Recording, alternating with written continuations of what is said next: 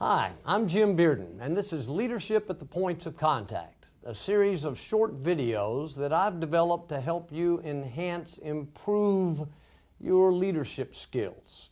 In this section of the program, we're looking at one of the key roles that leaders play in organizational settings, and that is to consciously create a culture, specifically a culture that would reinforce and support behavior essential to both individual and organizational success. We've gone further and defined it as a hero-friendly culture. In the previous 4 lessons, we have looked at specific steps that leaders take in their efforts to do just that, to consciously create the culture. The first step is to ensure that others understand what you expect. And in that lesson, we looked at what are some specific situations where their behavior is especially important and what exactly do you expect from them in that situation. The second step is to identify and eliminate barriers to their behaving in the ways you expect. 3 was to model that behavior for them, to show them what the behavior you expect from them looks like. And we agreed in that lesson that what they see from you is what you can expect to get from them. And then in the 4th lesson, the last lesson, we talked about the importance of measuring their performance using your expectations as the standard.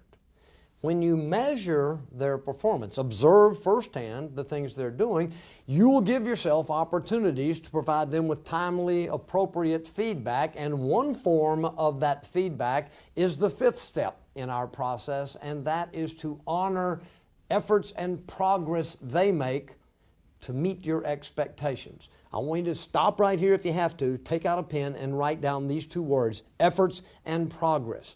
Honoring efforts and progress is a key step to creating the kind of culture that you're looking to create. Now let's look at a sequence here, and it'll kind of bring this honoring efforts and progress into a better perspective. The sequence is quality of effort, which leads to quality of performance, which leads to quality of results. Make sense? I mean, that sequence is alive and well.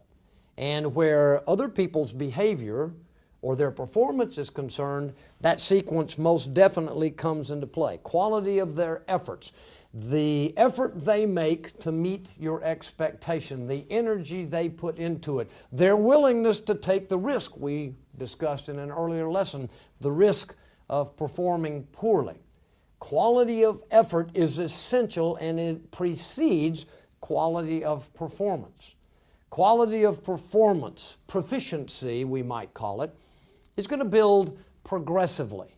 But would you agree that in the absence of quality effort, in the absence of good faith effort to meet your expectations where these new behaviors may be concerned, there can be little expectation about the improvement of the quality of their performance. Quality effort, quality performance ultimately leads to quality results. In the early stages of measuring, in the early stages of providing feedback, your focus really needs to be more on the quality of the effort than it is on the quality of the performance. Here's a takeaway from this lesson.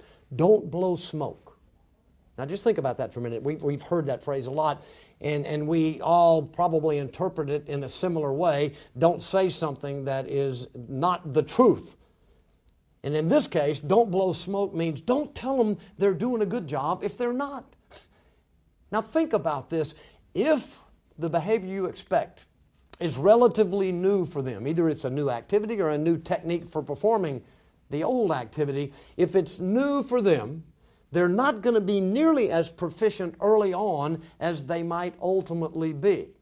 But if, true to my suggestions, you're doing a great job of getting out and measuring their performance and providing them with feedback early on, one of the biggest mistakes you can make, my friend, is to tell them they're doing a good job when they're not. Because guess what? They know they're not doing a good job, all right? And if you tell them they are and they know they're not, what does that do to your credibility as a leader? It undermines it. No, what you need to do at this stage regardless of the quality of their performance, is to honor what? What are the two things? You wrote them down: efforts and progress. You might say something like, I want you to know how much I admire the courage it takes to try something new, something that you're doing. And I want you to know that this is very important to me. I also want you to know that if you persevere in this effort, the quality of your performance will follow suit. Don't blow smoke. Here are the action items for this week's lesson.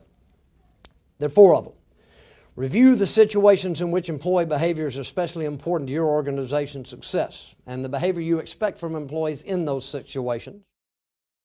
Number 2, pick one of those situations and schedule time to observe employees' performance, to measure their behavior using your expectations as the standard. Number 3, when you see evidence that employees are making good faith efforts to do the things you expect them to do, even if the quality of their performance isn't so good, express your appreciation and regard for their willingness to try. And number 4, you might even let them know that trying new things requires courage, the willingness to risk making mistakes, and you see that as an example of heroic behavior. Remember also that completing these action items is a huge step in maximizing the value of this program, and I again encourage you to do so.